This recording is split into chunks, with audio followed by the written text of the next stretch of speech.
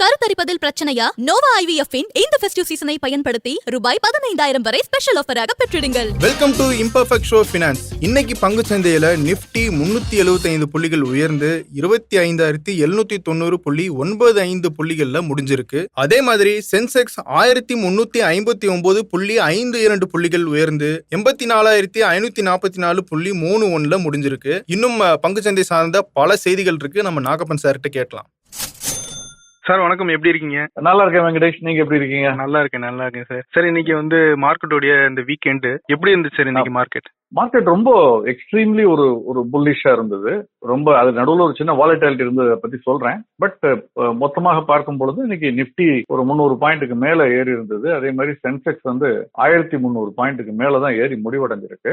Broader மார்க்கெட்டும் நேற்று இருந்ததுக்கு நேர் எதிரா, நேற்று அட்வான்ஸ் டிக்ளைன் ரேஷியோ பார்த்தோம்னா பிராடர் மார்க்கெட்ல விலை அதிகரிச்சிருந்த ஒரு பங்குன்னா குறைஞ்சிருந்தது 2 பங்கா இருந்தது. இன்னைக்கு நேர்மாறா விலை அதிகரிச்சிருக்கிறது 2 மடங்காகவும் விலை குறைந்திருக்குது அதுல பாதியாகவும் அந்த மாதிரி இருக்குது இப்போ. அதனால பிராடர் மார்க்கெட் நல்லா ஏறி இருக்கு. நிப்டி சென்செக்ஸ் எடுத்துக்கிட்டாலும் சென்செக்ஸ்ல 30 பங்குகள்ல 4 பங்குகள் மட்டும்தான் இன்னைக்கு டவுன்ல முடிவடைஞ்சிருக்கு. பாக்கி 26 பங்குகள் இன்னைக்கு விலையேற்ற பங்குகளா முடிஞ்சிருக்கு. நிப்டியிலும் அப்படித்தான் 44 பங்குகள் இன்னைக்கு விலையேற்ற பங்குகளாக, வெறும் 6 பங்குகள் மட்டுமே இன்னைக்கு விலையிறக்க பங்குகளாக முடிவடைஞ்சிருக்கு. குறிப்பா எந்த செக்டார்ல சார் இன்னைக்கு நல்ல பெர்ஃபார்மன்ஸ் இருந்துச்சு? இன்னைக்கு அக்ராஸ் ஆல் த செக்டார்ஸ் இன்னைக்கு பார்த்தோம்னா, செக்டார்ஸுக்கு முன்னாடி நிப்டி 15 இருக்கு, நிப்டி 100, நிப்டி 200, நிப்டி 500 500 பங்குகளை உள்ளடக்கிய ஒரு பரந்த குறியீடு இருக்கு. எல்லாமே இன்னைக்கு 1% மேல ஏற்றத்துல தான் இருந்தது. அதே மாதிரி ஸ்மால் கேப், மிட் கேப் அப்படின்னு சிறிய நிறுவனங்களுக்கான குறியீடு, நடுவுல உள்ள நிறுவனங்களுக்கான குறியீடு அப்படின்னு எல்லாமே இன்னைக்கு ஏற்றத்துல இருந்தது. துறை வாரியாக பார்த்தாலும் PSU பேங்க் அந்த ஒரு குறியீடு மட்டும் சின்னதா அது பெருசா இறக்கும்னு சொல்ல முடியாது, ஒரு மார்ஜினலோ. மற்ற எல்லா குறியீடுகளும் ஏற்றத்துல இருந்தது. அதுல குறிப்பாக இன்னைக்கு வீட்டுமனை துறைன்னு சொல்றோம் இல்லையா, ரியாலிட்டி செக்டார், அது மட்டும் 3% இன்னைக்கு ஏறி இருந்தது. இதுல குறிப்பா இந்தந்த செக்டார்ஸ் மட்டும் கொஞ்சம் லைட்டா இறங்கி இருக்கு அப்படின்னு நீங்க சொல்றீங்களா சார்? அதுக்கு என்ன காரணம் சார்? PSU பேங்க் மட்டும் இறங்கி இருந்ததுக்கு காரணம் அது ஒரு பெரிய சிக்னிபிகண்டான ஒரு மாற்றமா நான் கருதல. இது அன்றாடம் இருக்கக்கூடிய ஏற்ற இறக்கங்கள்ல அது ஒரு காரணமா இருக்கலாம்.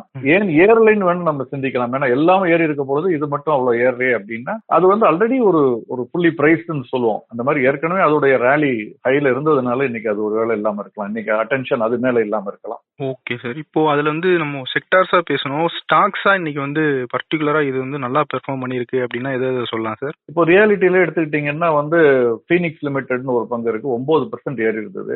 அதே மாதிரி லோடா டெவலப்பர்ஸ், ஷோபா டெவலப்பர்ஸ் இவங்க எல்லாம் 6-7%, DLF, Godrej property, Oberoi reality இது எல்லாமே ஏறி இருந்தது. இண்டெக்ஸ்ல எடுத்துக்கிட்டோம்னா 5-6 பங்குகள், நிப்டியில 6 பங்குகள் தான். Grasim, State Bank of India, NTPC, IndusInd, Hero MotoCorp இந்த பங்குகளை தவிர நிப்டியில் இருக்க எல்லா பங்குகளும் ஏறி இருந்தது. குறிப்பா M&M நிறுவனத்துடைய பங்கு 5%, ICICI வங்கி 4%, L&T, JSW ஸ்டீல், அதே மாதிரி பாரதி ஏர்டெல், நெஸ்லே இது எல்லாமே ஒரு 2% மேல ஏறி இருந்த ஒரு இண்டிவிஜுவல் ஸ்டாக்ஸ்னு சொல்லலாம். இதுக்கு என்ன காரணம்னு நம்ம சொல்ல முடியுமா சார்? குறிப்பிட்டு சொல்ல வேண்டிய ஒரு காரணம் எடுத்துக்கிட்டோம், நேற்று பெடரல் ரேட் கட் நம்ம அதை பத்தியே பேசணும். அமெரிக்காவுடைய மத்திய ரிசர்வ் வங்கி ரேட் 0.5% வட்டி குறைத்திருந்தார்கள், அறிவிச்சிருந்தாங்க. அதன் மூலமாக பங்குச்சந்தையை நோக்கி பணம், ஏன்னா பிக்சட் ரிட்டர்ன்ல வட்டி குறைவா இருக்கும் பொழுது பங்குச்சந்தையை நோக்கி, தங்கத்தை நோக்கி, கச்சா எண்ணெயை நோக்கி மற்ற அசெட் கிளாஸஸுக்கு இந்த பணம்ங்கிறது வரத்துவங்கும். அதனுடைய ஒரு தொடர்ச்சியாக நேற்றே நம்ம இந்த நிகழ்ச்சி பண்ணும் பொழுது சொன்னோம், அங்க டோ ஜோன்ஸ் குறியீடு 450 புள்ளிகள் அதிகரிச்சிருக்குன்னு சொன்னோம். அதனுடைய தொடர்ச்சி இன்னைக்கு பாத்தீங்கன்னா நேற்று லேட் நைட் முடிவடையும் பொழுது நாஸ்டாக் குறியீடு 400 புள்ளிகளுக்கு மேல், 2% மேல அதிகரித்து முடிவடைந்திருந்தது. ஆசிய ஐரோப்பிய பங்குச்சந்தைகளும் அதே போக்குல இருந்ததுனால அந்த தாக்கத்தை தான் நம்ம இங்க பார்த்தோம்னு நான் நினைக்கிறேன்.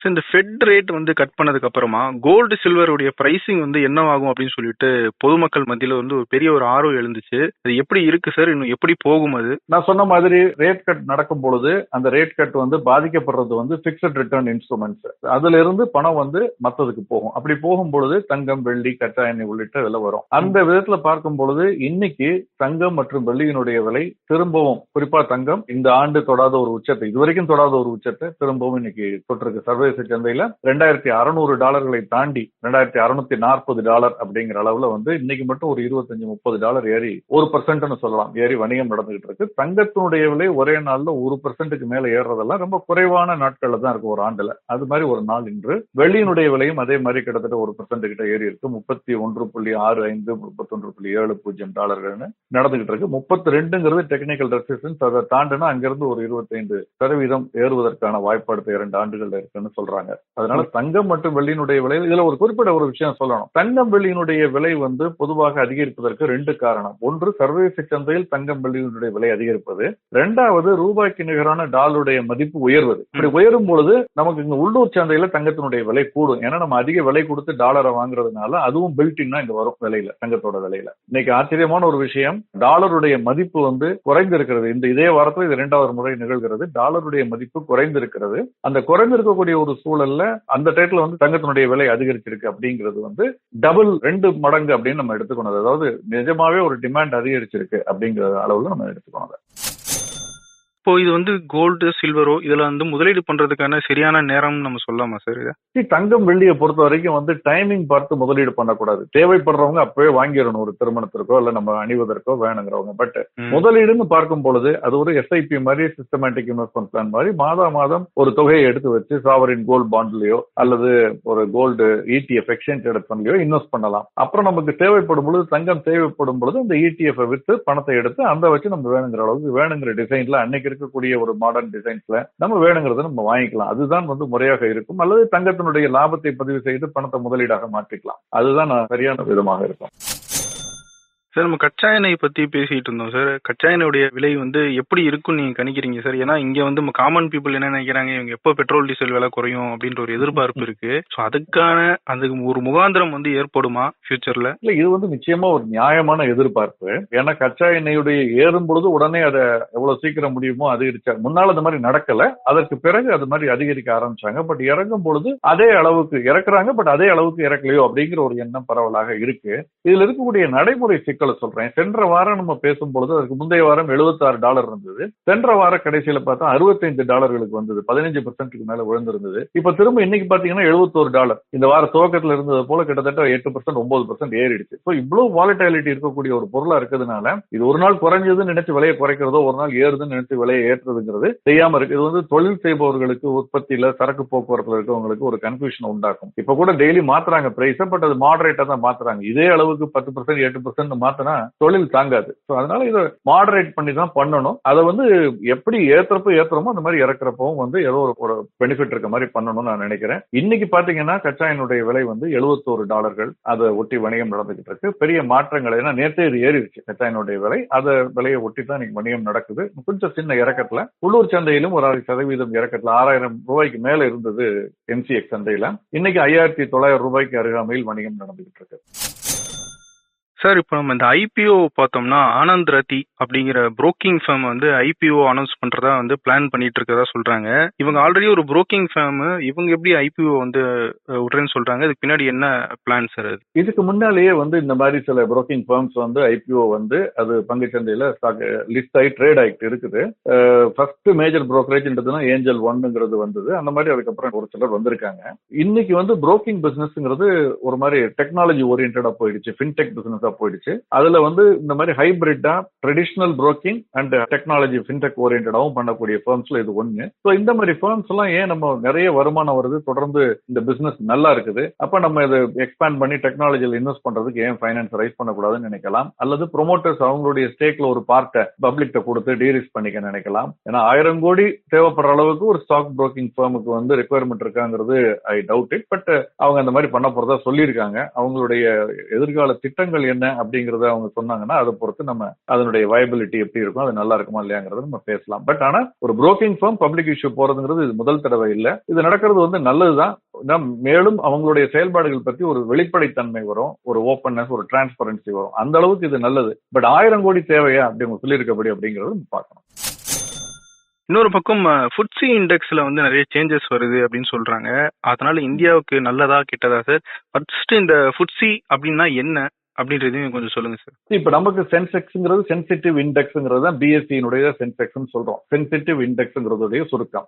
அதே மாதிரி இப்ப நிப்டிங்கிறது வந்து நேஷனல் NSE 50 அப்படிங்கிறது தான் வந்து நிப்டின்னு சொல்றோம். அந்த மாதிரி நாஸ்டாக்னு இருக்கு, டோ ஜோன்ஸ் இருக்கு, அமெரிக்காவுடைய பங்கு சந்தை குறியீடு, ஹாங்காங் இருக்கு, ஹாங்காங் குறியீடு, அந்த மாதிரி லண்டன் அங்க இங்கிலாந்து அங்க இருக்கக்கூடிய லண்டன் ஸ்டாக் எக்ஸ்சேஞ்சில் இருக்கக்கூடிய முக்கியமான ஒரு குறியீடு வந்து இந்த FTSE அவங்க நிர்வகித்து வரக்கூடிய குறியீடு FTSE சொல்றது. அதனுடைய எக்ஸ்பான்ஷன் என்னன்னா பைனான்சியல் டைம்ஸ் ஸ்டாக் எக்ஸ்சேஞ்ச் அப்படின்னு சொல்றது. அந்த குறியீடு அந்த பைனான்சியல் டைம்ஸ் ஸ்டாக் எக்ஸ்சேஞ்ச் சொல்லக்கூடிய FTSE குறியீட்டுல ரீபேலன்சிங் பண்ண போறாங்க. நம்ம நிப்டியில கூட அந்த மாதிரி பண்ணுவாங்க, சென்செக்ஸ்ல பண்ணுவாங்க. MSCIன்னு ஒன்னு ஒரு வாரத்துக்கு முன்னால விவாதித்தோம் மார்கன் ஸ்டான்லியினுடைய இண்டெக்ஸை பத்தி. அந்த மாதிரி அந்த குறியீடுகள்ல வந்து ஒரு 50 பங்குகள் 100 பங்குகள்னு இருக்கும். அந்த பங்குகளை என்ன பண்ணுவாங்கன்னா 6 மாதத்துக்கு ஒரு முறை, ஒரு வருஷத்துக்கு ஒரு முறை, ஒவ்வொருத்தரும் ஒவ்வொரு மாதிரி ரிவ்யூ பண்ணுவாங்க. ஏன்னா ஒரு 30 ஆண்டுகளுக்கு முன்னால டைப்ரைட்டர் பண்ண நிறுவனம் அந்த குறியீட்டுல இருந்திருக்கும். இன்னைக்கு அது இரலவென்ட் இல்லையா?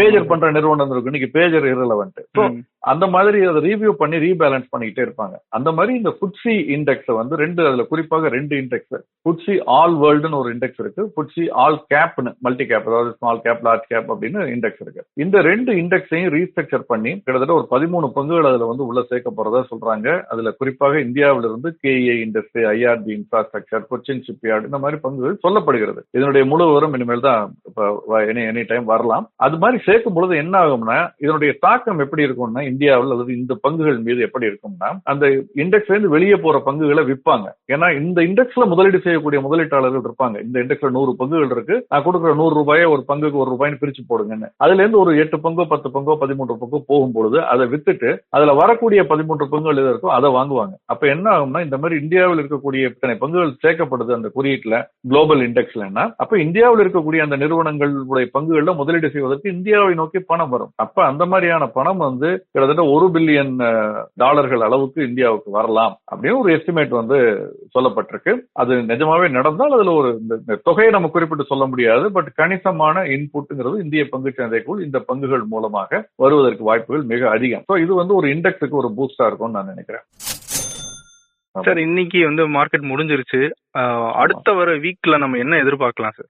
இந்த புல்லிஷ்னஸ் ட்ரெண்ட்ங்கிறது வந்து நேற்று இருந்ததுக்கு நேர்மாறா இருக்குது. சோ இது வந்து ஒரு நாள் ஒரு மாதிரி இன்னொரு நாள் ஒரு மாதிரி இருக்குதுங்கிறது ரொம்ப ஒரு மார்க்கெட்டே அன்பிரடிக்டபிள் தான். பட் இது வந்து ரொம்ப ஷார்ட் பீரியட்லயே அன்பிரடிக்டபிளா இருக்கு, ஒரு ட்ரெண்ட்னு இல்லாம. அதனால மார்க்கெட் வந்து இட் இஸ் ஸ்டில் அன்டிசைடட் தான் நான் நினைக்கிறேன். இந்த ஃபெடரேட் கட்டுங்கிறது ஒரு பக்கம் பாசிட்டிவா இருந்தால் கூட அதெல்லாம் ஃபுல்லி டிஸ்கவுண்ட் ஆகி மார்க்கெட் வந்து அதற்கு மேல் அதிகரித்திருப்பதாக தான் நினைக்கிறேன். டெக்னிக்கலா மார்க்கெட் இப்ப ரொம்ப புல்லிஷா இருக்கு. நம்ம ஃபண்டமெண்டலா பார்க்கவே முடியாது இந்த மாதிரி சிச்சுவேஷன்ல. ஷார்ட் டேர்ம்ல ஒரு நாள் ஒரு வாரம் அப்படின்னு பார்க்கும் பொழுது இந்த புல்லிஷ்னஸ் தொடர்வதற்கான வாய்ப்புகள் தான் அதிகமா இருக்கும். ஆனா ஃபண்டமெண்டல்ஸ் படி பார்க்கும் பொழுது ரிவர்சல் டு மீன் சொல்லுவோம், திரும்பவும் மீண்டும் அதனுடைய உண்மையான மதிப்பு எதற்கோ அதற்கு வந்து சேரும். அதனால முதலீட்டாளர்கள் கவனமா இருக்கணும். இன்னொரு விஷயத்த சொல்றேன், ஆரம்பத்திலேயே நான் நிகழ்ச்சியினுடைய துவக்கத்தில் சொன்ன ஒரு விஷயம் என்ன, அது நான் பின்னால சொல்றேன்னு சொல்லியிருந்தேன். இன்னைக்கு இண்டெக்ஸ் வந்து ஓவராலா புல்லிஷா இருந்தால் கூட திடீர்னு ஒரு 1.25 இருந்து 1.35 அந்த ஒரு 5-10 நிமிடத்துக்குள்ள ஒரு எக்ஸ்ட்ரீம் வாலட்டிலிட்டின்னு கூட சொல்ல முடியாது, ஒரு பெரிய வீழ்ச்சியை சந்தித்தது. நிப்டி வந்து ஒரு 300 புள்ளிகளுக்கு மேல், அதாவது 1.24க்கு வந்து பாத்தீங்கன்னா வந்து 25,800 கிட்ட இருக்குது, 800 கிட்ட இருக்குது. அங்க இருந்து பாத்தீங்கன்னா வந்து டக்குன்னு இறங்கி அன்னைக்கு வந்து 25,530 வருது. 800 கிட்ட இருந்து 530 வந்து கிட்டத்தட்ட ஒரு 250-300 பாயிண்ட் கிட்ட வந்து ஒரு வீழ்ச்சியை நம்ம பார்க்க முடிந்தது. அதே நீங்க சென்செக்ஸ் எடுத்தாலும் 84,500க்கு 450-485 இருந்தது. அந்த ஒரு 5 நிமிடத்திற்குள் பார்த்தோம்னா வந்து 83,550 கிட்டத்தட்ட ஒரு 1000 பாயிண்ட்டுக்கு மேல வந்து ஒரு 5 நிமிடத்திற்குள் சென்செக்ஸ் வந்து இன்னைக்கு மதியம் 1:30 போல அந்த டைப்ல 1000 புள்ளிகளுக்கு மேல் வீழ்ச்சியை சந்தித்தது. இது வந்து 2 காரணங்கள் இருக்கலாம். நமக்கு எந்த காரணம்ங்கிறது தெரிய வரலாம், வராமலும் போகலாம். ஒன்று, யாராவது ஏதாவது ஒரு புரோக்கர் ஆபீஸ்ல தவறாக ஒரு ஆர்டரை பஞ்ச் பண்ணியிருந்தா விற்பதற்கு, வாங்குவதற்கு பதில் அல்லது விற்பதற்கு பெரிய குவான்டிட்டி இண்டெக்ஸ்ல இருக்கக்கூடிய குறியீட்டில் இருக்கக்கூடிய பங்குகளை பண்ணியிருந்தா இந்த மாதிரி வீழ்ச்சி நடக்கும். இதற்கு முன்னால் இந்த மாதிரி ஒரு பெரிய புரோக்கிங் ஃபர்ம்ல இப்படி நடந்திருக்குது. அது ஒரு காலையில 9:55 மார்க்கெட்டை ஹால்ட் அனுப்பிச்சப்பெல்லாம் நிறுத்தி வைத்தார்கள் சந்தையை குறிப்பிட்ட நேரத்திற்கு. அது பின்னால பெரிய பிரச்சனையாச்சு. குறிப்பிட்ட நேரம் நிறுத்தி வைக்கணும், அதுக்கு முன்னாலேயே திரும்ப ரிவைவ் பண்ணி ஸ்டார்ட் பண்ணிட்டாங்க. அப்படிங்கறதெல்லாம் பிரச்சனை வந்தது. பட் இன்னொரு பிரச்சனை என்ன இருக்கலாம் அப்படின்னா, யாராவது பேஸ்கெட் செல்லிங்னு சொல்லுவோம். குறியீட்டில் இருக்கக்கூடிய பங்குகள் அல்லது இல்லாத பங்குகளாகவும் இருக்கலாம். இந்த கேஸ்ல குறியீட்டில் உள்ள பங்குகள் ஒரு பேஸ்கெட்டா மொத்தமாக விலை நல்லா கணிசமாக அதிகரித்திருக்கிறது, அதனால மொத்தமா வித்துரு அப்படின்னு சொல்லி யாராவது ஒரு இன்ஸ்டிடியூஷனோ இல்ல பெரிய முதலீட்டாளர்களோ ஆர்டர் போட்டு வந்திருக்கலாம். அதன் காரணமாக டெம்பரரியா அந்த இடத்துல ஒரு டிப் ஆயிட்டு அந்த செல்லிங் முடிஞ்சவொடனே திரும்ப பழையபடி பேக் டு நார்மல் வந்திருக்கலாம். எதுவாக இருந்தாலுமே இரண்டுமே சந்தையில் ஒரு 1100 புள்ளிகளுக்கு மேல சென்செக்ஸ் ஒரு நாள் 5 நிமிடத்திற்கு விழுந்து திரும்ப மேல் எழும்புது அப்படின்னா ஒரு அன்சர்டனிட்டி, ஒரு வாலட்டிலிட்டி, ஒரு ரிஸ்க் இருக்கிறத காட்டுது. அதனால முதலீட்டாளர்கள் ஏறிட்டே தான் இருக்க போது அல்லது இறங்கிட்டே தான் இருக்க போது நினைக்காம ரெண்டுக்கும் தயாராக தங்களை தயார்படுத்தி வைத்துக் கொள்ள வேண்டும். முதலீட்டாளர்கள் எப்படி காஷியஸா இருக்கணும் அப்படின்னு சொல்லியிருக்கீங்க சார். இதே போல திங்கட்கிழமை பங்கு சந்தையில என்னென்ன செய்திகள் இருக்கு, முக்கியமான நகர்வுகள் என்ன அப்படிங்கறதெல்லாம் பாத்திரலாம். ஐபிஎஸ் ஃபினான்ஸ் ஷோல தொடர்ந்து இணைஞ்சிருங்க. நன்றி, வணக்கம். நன்றி.